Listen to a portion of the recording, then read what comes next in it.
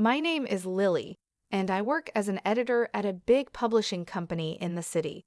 I'm just an ordinary girl who likes to keep things simple. Life has always been busy for me, trying to meet deadlines while also finding some time for myself. Maybe that's why I never really got into dating. I usually enjoyed spending time alone, whether it was with a good book or taking a quiet walk in the park near my apartment. But everything changed on one sunny Sunday that seemed like any other. I was deep into a podcast, walking along without a care in the world. The park was full of people, kids running around, and pets playing. I must have lost track of where I was walking because the next thing I knew, a guy on a bicycle almost ran into me. "Watch out," he shouted, swerving at the last second. His voice was sharp, and I could tell he was annoyed. "I'm so sorry," I said quickly, taking out one of my earbuds. I hadn't realized I had wandered onto the bike path. He stopped his bike and turned around, now looking more amused than angry. "You've got to watch where you're going. This path can be a jungle sometimes." "Yeah, my bad. Totally my fault," I admitted, feeling a bit embarrassed. I brushed a stray strand of hair from my face and gave him a shy smile. He laughed, and just like that, the tension was gone. "I'm Jerry," he said, extending his hand. "Lily," I replied, shaking his hand. His handshake was firm and confident. "So, Lily, are you always this distracted, or is it just my charming presence?" he said with a playful grin that made me laugh. "Just a long week at work. My brain is already on weekend mode," I said. "Fair enough. I was just about to grab a coffee at that cafe over there." He pointed to a small place at the edge of the park. "Care to join me? As a peace offering for almost running me over." I thought about it for a moment. He seemed nice, and honestly, I was curious. "Sure, I could use a coffee. Why not? It might even make for a good story," I said as we walked to the cafe.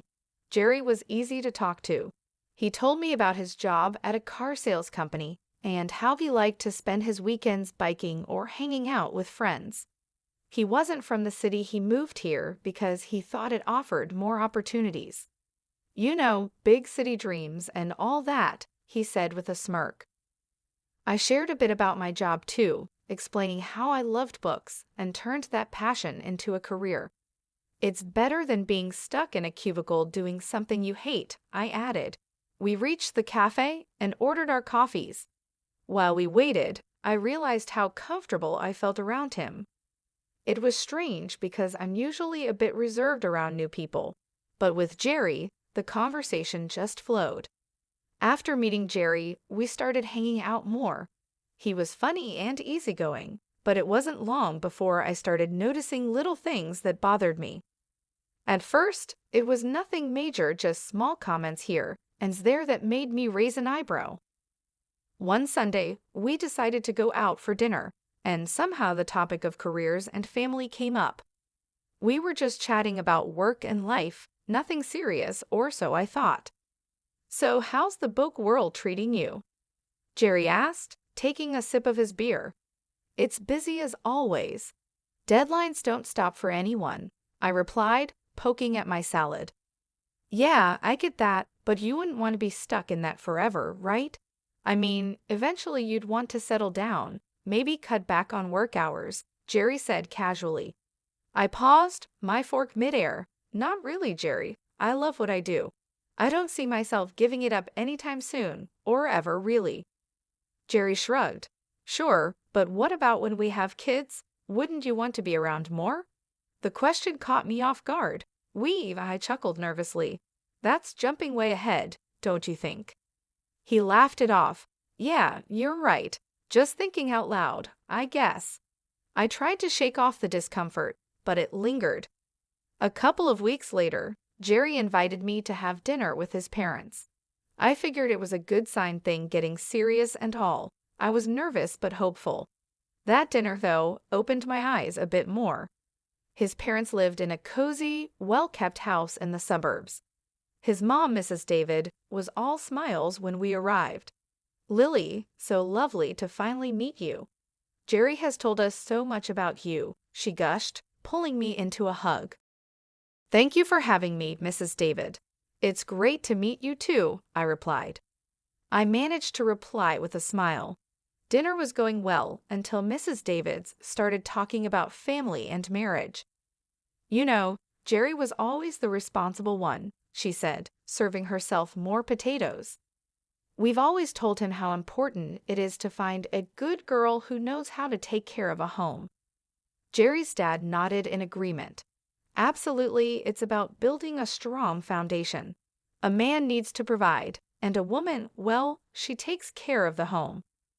I glanced at Jerry, hoping he'd say something, but he just focused on his food. Mrs. David continued, "That's how we raised our boys.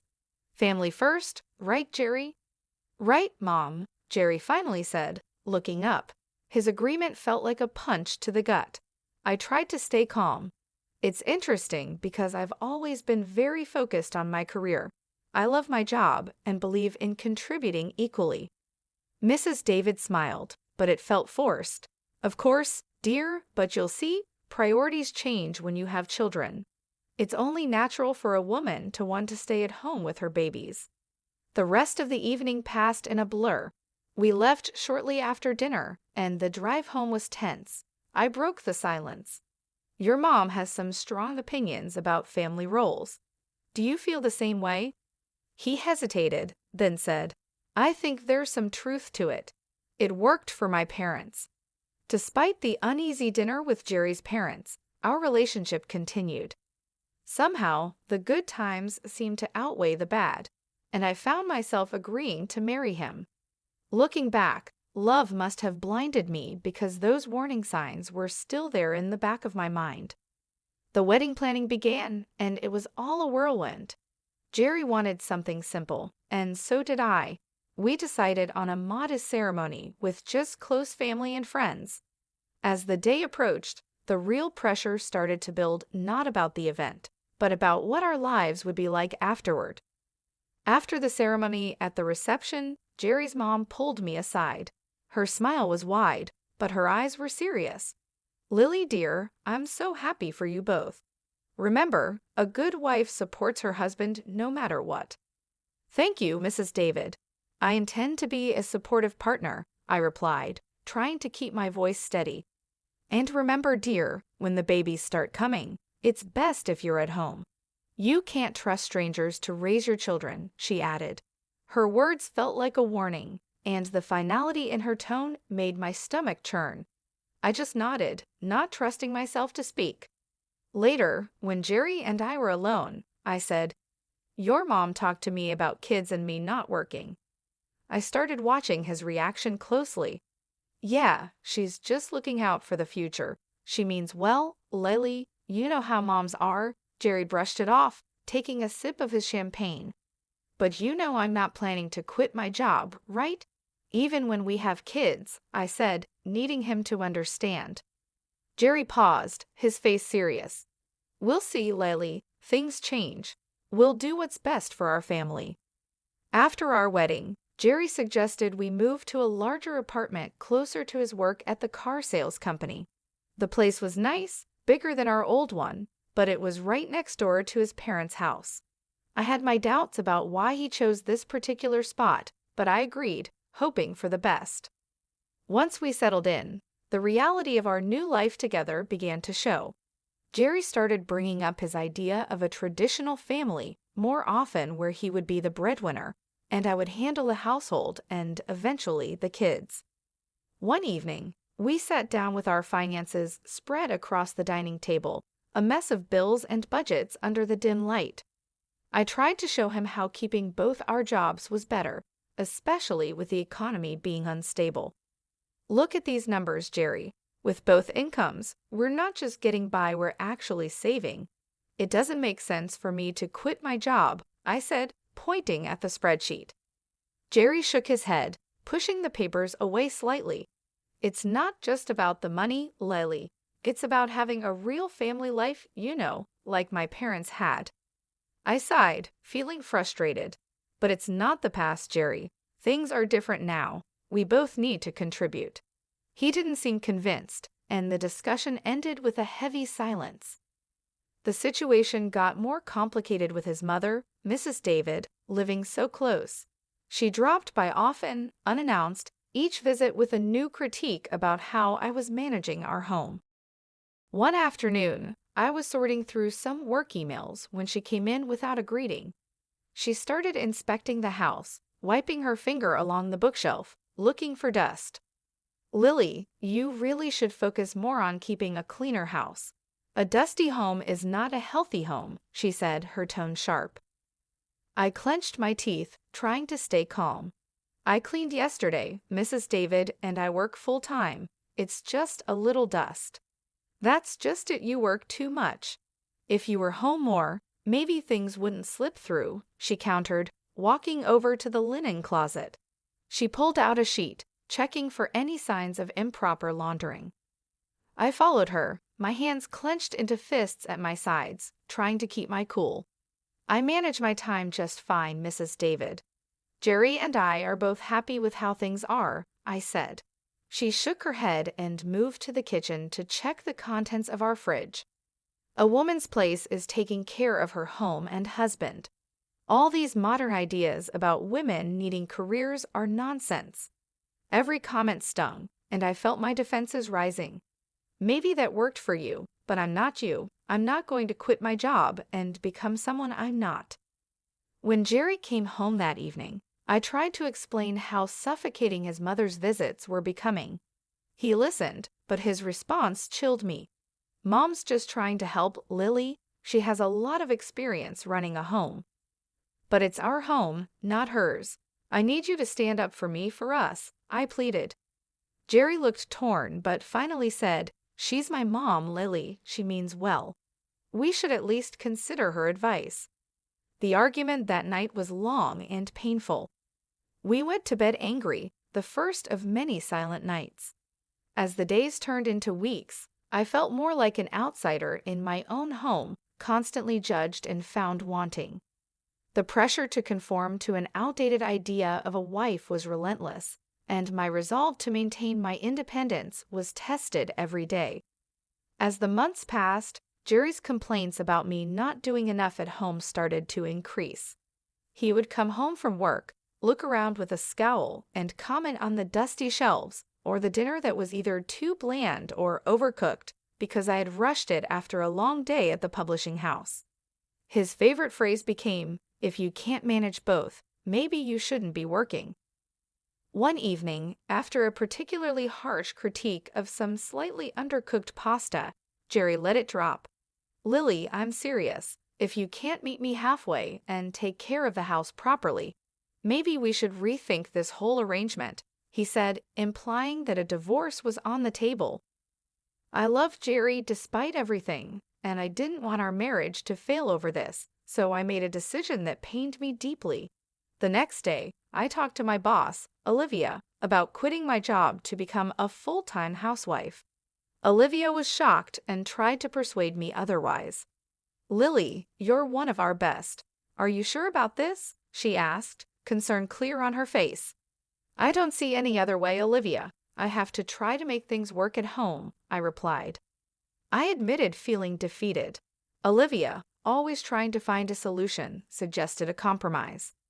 "What if you could work from home and manage your projects remotely? It's becoming more common now, and you wouldn't have to quit." The idea felt like a lifeline. I agreed to the arrangement but decided not to tell Jerry. Instead, I told him I had resigned. He was overjoyed, thinking I had chosen our home life over my career. So I started my new life as a housewife, seeing Jerry off to work each morning and greeting him when he came home. But as soon as he left, I would power up my laptop and dive into my editing work. It was a strange double life, but it worked. The money I earned from my remote job, I secretly saved in a separate bank account, just in case. However, living on just Jerry's salary was tougher than we thought.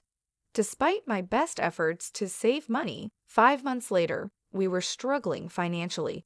I tried to bring up the topic gently. "Jerry, I think it might be necessary for me to go back to work. We're running through our savings too fast." Jerry's reaction was swift and angry. "That's because you're spending too much. You need to learn how to save properly, he snapped. I was stunned. I hadn't bought anything for myself in months, and always looked for the cheapest deals at the supermarket. His words hurt deeply, and I felt a mix of anger and humiliation. The next day, his mother came over with the intention of teaching me how to budget. She dragged me to the store and pointed out the cheapest, often lowest quality products. Buy these, Lily. Stop wasting money on expensive stuff, she lectured as we walked down the aisles. Back home, she showed me how to dilute dish soap to make it last longer. You use too much. You need to make do with less, she instructed in a patronizing tone. She even started checking my receipts, scolding me for any purchase she deemed unnecessary. Why are you buying this? Just stick to basics, she would say, shaking her head in disapproval. Living like this was unbearable. Every day felt more suffocating than the last. I was losing my sense of self to their imposed austerity, living under constant scrutiny. The situation was becoming impossible to bear. I felt trapped in a life of pretend submission, with every part of me screaming for escape. But for now, I held on, biding my time and planning my next steps carefully. It all reached a boiling point one drizzly Friday evening. I was on the phone in the living room, pouring my heart out to my mom. I just don't know how much more I can take, Mom. His mother is always here, teaching me how to stretch every dollar until it screams. I get it, we need to save, but this is too much. Mom's voice was full of concern and anger. Lily, that's not normal. You need to talk to Jerry about setting boundaries. It's your home too, not just his or his mother's playground. I nodded, feeling a bit stronger with my mom's support, but just as I was starting to feel better, Jerry stormed in from the other room, his face red with anger. He must have heard me complaining. He snatched the phone right out of my hand. A wife shouldn't be complaining about her husband and mother-in-law like some street gossip. He snapped into the phone before hanging up. I was shocked, my hand shaking slightly. Jerry, you can't just grab my phone and talk to my mom like that. Oh, I can't? Maybe if you had some respect for us, I wouldn't have to, he retorted, his voice rising. I could see the veins in his neck bulging. Jerry, listen to yourself. Can't you see this isn't healthy? I pleaded, hoping to reach some part of him that remembered what love felt like, but he was beyond reason. Healthy? My mom was right. I should never have married you, he spat out, his words cutting deeper than I expected. That's enough, Jerry. I'm your wife, not some puppet you and your mom can control, I shot back, my anger flaring. Then act like it, or leave, he shouted, his face inches from mine. I stared at him, disbelief and sadness warring inside me. You want me to leave at 6 a.m. It's dark and pouring rain outside. If you don't like how things are, then yes, get out, he replied coldly, his eyes unyielding. I knew then that nothing I could say would change his mind or the situation. Shaking, I grabbed a few essentials, my laptop, some clothes, and my phone. When I reached for my purse, Jerry was quicker, snatching it away. You think you're leaving with this? I earned this money, not you. Fine, keep it, I said, my voice hollow. I couldn't believe this was happening. I called a taxi and waited by the door, my heart pounding. The taxi pulled up, and I stepped out into the cold night air, drenched by the rain. As I climbed into the car, a strange calm settled over me. I was doing this. I was leaving. Later at the hotel, as I lay in the unfamiliar bed, I felt a mix of emotions.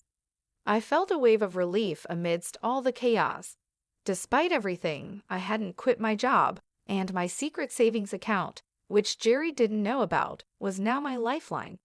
As dawn broke, I got up, the weight of my decision heavy on my mind. Today was the day I would take control back.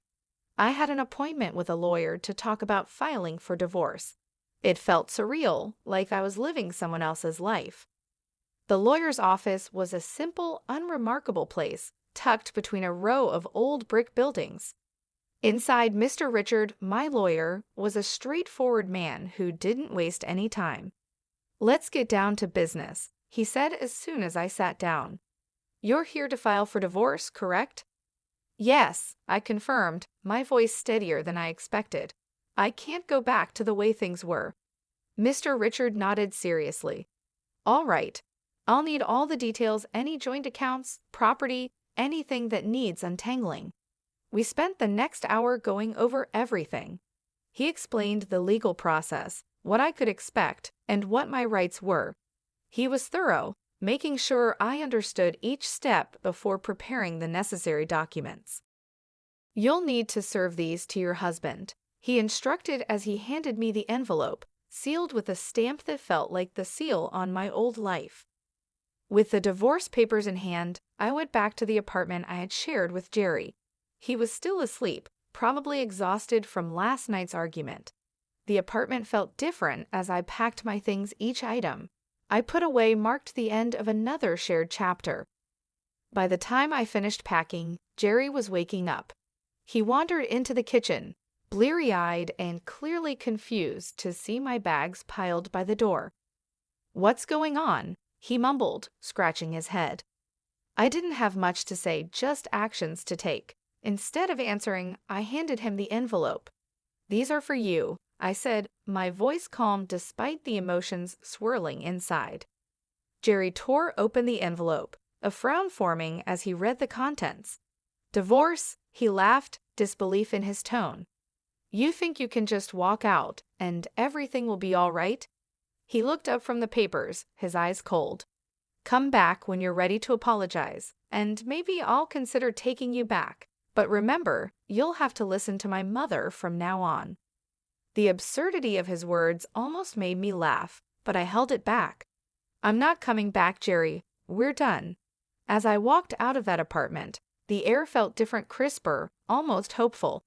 I went straight to the new place I had rented just days before. It was small, but it was mine, a space where I could start fresh. Every step I took felt heavy, but it also felt right. A few weeks after moving in, I was back at the office, fully diving into the whirlwind of publishing deadlines and meetings with authors. Being around my colleagues again and feeling the familiar rush of an approaching deadline reignited a spark in me that I thought I had lost. Days at the office blended into weeks, and before I knew it, I was back in my groove, managing manuscripts and deadlines with a new sense of purpose. The challenges I had faced in my personal life had given me a fresh perspective, and it felt really good to be back. The familiar world of texts and typos was more comforting than I had imagined. During this time, I reconnected with old friends, people who knew me long before Jerry. We met for drinks after work and shared meals on weekends. Slowly, I started to feel more like myself than I had in years. The laughter and lighthearted teasing grounded me, and in their company, I rediscovered parts of myself I had forgotten. A few months into this new phase, I received an unexpected call from Jerry. His voice was awkward and tinged with desperation. "Hey, I got laid off. Things are pretty rough," he started, stumbling over his words. "I was thinking maybe you could help me out financially. And, maybe we could start over, rebuild. I mean, if you apologize to me and my mom and show some commitment." His request hung in the air, audacious and somewhat insulting given our history. "Jerry, you really think I'd come back to support you and your parents after you kicked me out? You're out of a job now, and suddenly all your high and mighty principles are gone." There was a pause. "So that's a no?" he asked, sounding smaller and deflated. "Jerry, I'm doing really well. And honestly, I'm enjoying my freedom too much to give it up again. I hope you find your way, but it won't be with me." My words were firm, sealing the end of our relationship. After hanging up, I felt a surge of empowerment. Jerry's call, though ridiculous, had reaffirmed something important for me. I was truly free now, and no offer or plea